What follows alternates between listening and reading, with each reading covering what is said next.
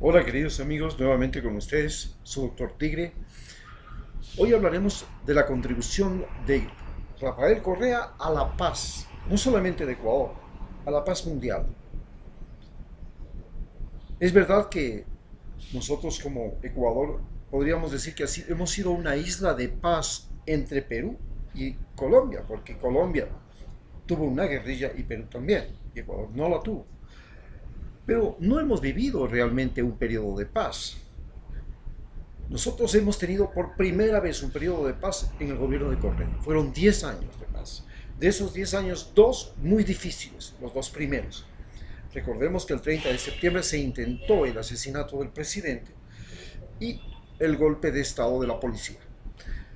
Las contribuciones de Correa a la paz van desde el hecho de haber contribuido a que las FARC firmaran un acuerdo de paz con el gobierno colombiano, pero además también ha sido muy importante la contribución de que el Ecuador haya sido el territorio donde el Ejército de Liberación Popular de Colombia esté negociando la paz con el gobierno colombiano.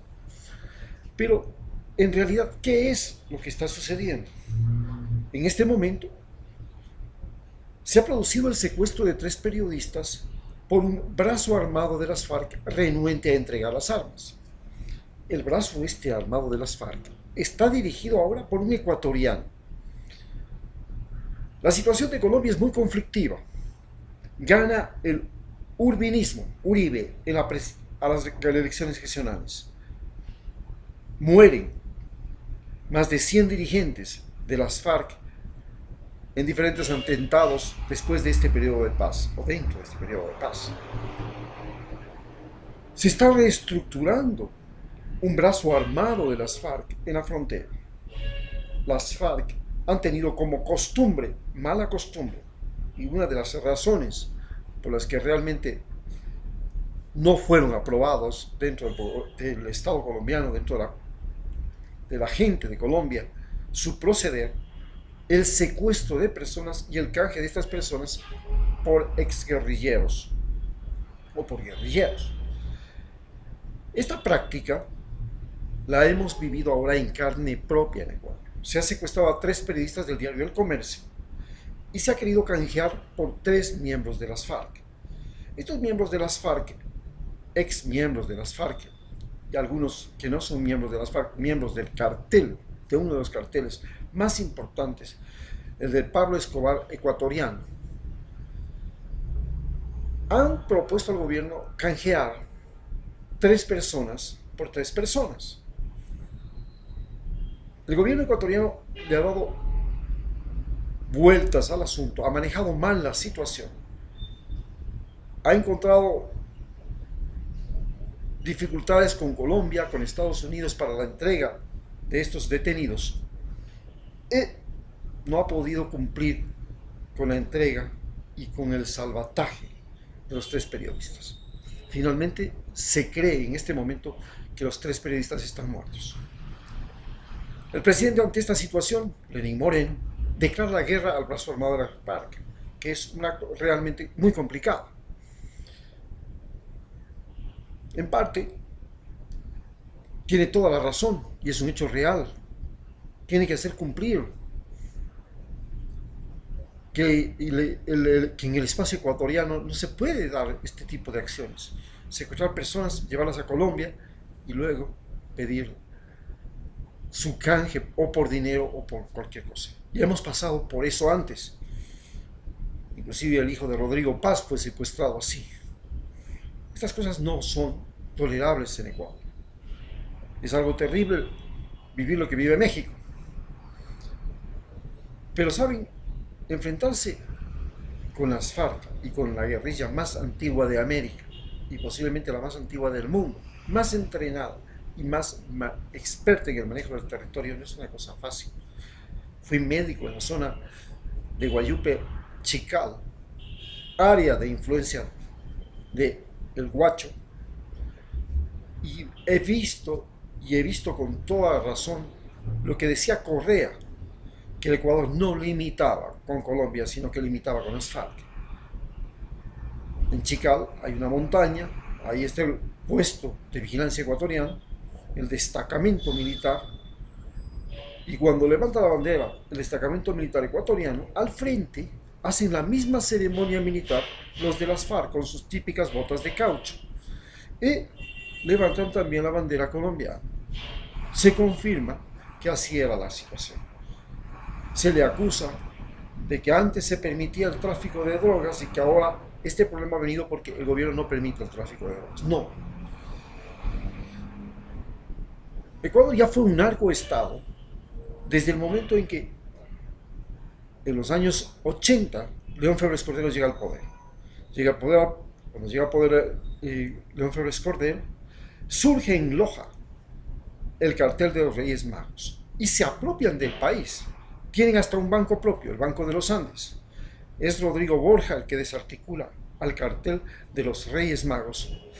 Y luego, cuando llega Correa, surge un nuevo cartel tremendamente poderoso, el de los choneros, que prácticamente se habían apropiado del país, no en la época de Correa, sino desde la época de Yamin Maguad. Cuando Correa libra este conflicto con los choneros habían logrado estructurarse gracias a la base de Manta. No es cierto que la base de Manta, la base militar norteamericana, había ayudado al combate de la droga. Al contrario, las bases norteamericanas en El Salvador, en Honduras, en Afganistán y en Ecuador estaban muy vinculadas al tráfico de drogas. Y en este caso, justamente en una población muy cerca a la base de Manta, la población de Chone, surge la mafia de los choneros. Y cuando se va la mafia, la base de Manta, es posible combatir a los choneros porque la mafia de Manta fue sacada de Ecuador justamente por su complicidad para la invasión colombiana a Ecuador para matar a Reyes, el segundo de las FARC. Cuando sale la base de Manta, recién en el Ecuador se habla de toneladas de cocaína detenida. Antes no se hablaba. En Ecuador se detiene más cocaína que en Estados Unidos. Es increíble. Estados Unidos detiene mucha menos cantidad de cocaína que Ecuador. ¿Cómo es explicable esto? Cuando llega el proceso de Lenín Moreno, la acción para detener la cocaína sí, es exitosa, pero accidentalmente caen 3 capos de la droga. Y estos 3 capos de la droga tienen una gran capacidad de mover cocaína debido a algunas condicionantes propias de Ecuador. ¿Cuáles son las condicionantes propias de Ecuador? Primero, en esta parte que yo les contaba de Chiccal, donde yo fui médico, y en realidad era médico de Guayupe, no de Chiccal. Guayupe es una población que está en la vía Ibarra-San Lorenzo, en la zona de San Juan de Lachas. Allí teníamos un centro médico, y el prefecto de Imbabura, de Carchi, abrió una carretera por la mitad del Parque Las Golondrinas, que me parecía inaudito, y que servía de aprovisionamiento de prácticamente alimentos y combustible a las FARC. Las FARC en ese lugar no permitían que haya ni tráfico de drogas, ni tráfico de precursores, ni tráfico de gas. Y cualquier delito que se cometía, ellos mismos venían desde Colombia a castigar a los delincuentes, comenzando desde castigar a los maridos que pegaban a las mujeres. Era una zona controlada por las FARC en Ecuador. Entonces surge Huicho. Y este famoso Huicho, Arizala, un joven ecuatoriano que desde los 13 años, si no me equivoco, ya era miembro de las FARC, recibe un entrenamiento en el extranjero, se convierte en un impresionante experto en explosivos. Cuando caen estos narcotraficantes, entre ellos cae su hermano. Huicho entonces ataca a los regimientos militares y navales del Ecuador para tratar de rescatar a su hermano. Efectivamente, primero para intimidar y segundo para rescatar.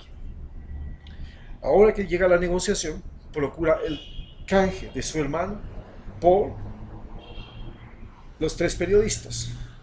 hay dificultades porque, si no me equivoco, su hermano está a punto de ser deportado a Estados Unidos porque era el tercero en mando del cartel de Pablo Escobar ecuatoriano, que movía 250 o movió 250 toneladas de cocaína a los Estados Unidos, creando por primera vez una red de narcotráfico que incluía desde el cultivo hasta la distribución en los Estados Unidos. Un cartel que solo pudo estructurarlo de la misma manera Pablo Escobar. Cuando viene la dificultad de la negociación, entonces se siembra esta zozobra en Ecuador y hay 3 periodistas muertos. El asunto más importante es la contribución de Correa. Correa ha contribuido a la paz de Ecuador fundamentalmente mediante la estabilidad de su gobierno, porque en el gobierno de Correa el presidente y el vicepresidente se llevaban bien. Trabajaron durante 10 años armoniosamente y colaboraron uno con otro. Pero llega el gobierno actual y el presidente y vicepresidente se llevan mal. Es más, el presidente consigue que al vicepresidente lo metan a la cárcel usando un código ya inexistente y leyes inexistentes y un cargo inexistente. Y lo meten a la cárcel por algo que ya no es delito en Ecuador.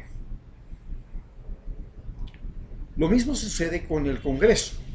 En el periodo de Correa, la paz de Ecuador se fundaba en un Congreso donde todos se llevaban bien. Había gran trabajo de parte del Congreso para elaborar leyes, para discutir, etcétera, etcétera. Pero llega un Congreso nuevo y ahora se ha caído el presidente del Congreso, se ha vuelto a hacer otro nuevo Congreso, se han dividido los grupos, no hay mayorías realmente importantes, circula el hombre del maletín, se compran y se venden voluntades. Esto volvió a ser el festín que era antes: cenicerazos, puñetazos, bronca. Bueno, ya sabemos lo que ha sido la historia del Congreso en el Ecuador. Ha sido realmente una triste historia. Por último, estamos ahora frente al abordaje por parte del Consejo de Participación Ciudadana y del MPD y todas sus denuncias para abordarse y cogerse la Corte Suprema de Justicia. La Corte Suprema de Justicia fue un gran problema para Correa. Tuvo que hacer un plebiscito para reformarla y crear una nueva Corte Suprema, porque la Corte Suprema de Ecuador era realmente una vergüenza. Habían 3 países en el mundo reconocidos internacionalmente por su corrupción institucional. México, con el ejército y con la policía más corrupta del mundo, que la sigue teniendo hasta ahora. Colombia, con el ejército más corrupto del mundo, no sé si ha cambiado. Y Ecuador, con la justicia más corrupta del mundo. Tenía millones de casos represados. Todo se hacía por dinero, todo se hacía por componenda, todo se hacía por amarre, por trampa, por legalidad. Y entonces se creó un nuevo sistema, un nuevo modelo judicial que ahora es ejemplo en América Latina. Es una de las justicias más eficientes. Se liquidaron todos los casos que estaban represados. Se provee de justicia. Hay justicia para las mujeres, para los niños, para los viejos, para los ancianos. Hay defensorías del pueblo. Hay cortes de flagrancia. Hay policía judicial. Hay un sistema eficiente, altísimamente eficiente. Hoy se le quiere meter mano a ese sistema. Y ya se utilizó este sistema para meterle preso al vicepresidente, utilizando leyes que no existían, códigos que no existían y cargos que no existían. No se pudo probar que era un individuo que había robado y que tenía en su bolsillo ese dinero. No, se lo acusó de contubernio para delinquir. Y eso no existe en el Ecuador. Ya no existe ese delito. Bien, esta es la situación que estamos viviendo. Hemos declarado las guerras prácticamente al brazo armado de las FARC. ¿Saben lo que es eso? Bien, ¿por qué se sucede esto? Llega un presidente, llega de una reunión del Perú, se le nota que realmente físicamente ya está agotado. Tiene dificultad para respirar, tiene dificultad para pensar, le falta serenidad en su presentación, en su manera de presentarse. Se le nota agotado, deprimido,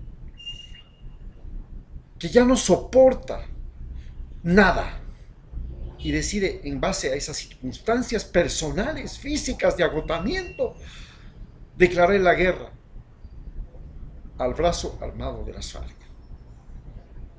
Tenemos ahora un gran problema. Indudablemente tenía toda la razón de hacerlo. Lo que no tenía y lo que no tiene razón es que toda guerra, uno sabe cómo empieza, pero nunca sabe cómo termina. Y las guerras significa que jóvenes ecuatorianos van a tener que ir a morir allá. Ya hemos tenido las primeras víctimas. Militares ecuatorianos que han sido atacados ya han muerto por este enfrentamiento. Lo correcto, lo puntual, es que lo más importante que debe salvarse es la paz interna y la paz externa. No podemos ser una isla de paz solo porque no tenemos guerrilla. Tenemos que ser una isla de paz porque en el Ecuador, los ecuatorianos, sabemos que el día de mañana hay trabajo, que el día de mañana no hay zozobra, que el día de mañana no hay incertidumbre, que el día de mañana el gobierno está construyendo y haciendo, que el día de mañana no le van a botar del cargo público, que el día de mañana no va a haber un pícaro que asciende a un cargo público y hace su festín en él, que el día de mañana no va a haber traiciones, no va a haber mentiras, no va a haber deslealtad entre la gente que nos dirige. Queremos ver entre la gente que nos dirige gente honesta, gente cabal, gente con principios, no bailarines que están primero con uno y luego con otro. Ese es el fundamento de la paz en Ecuador. Muchas gracias.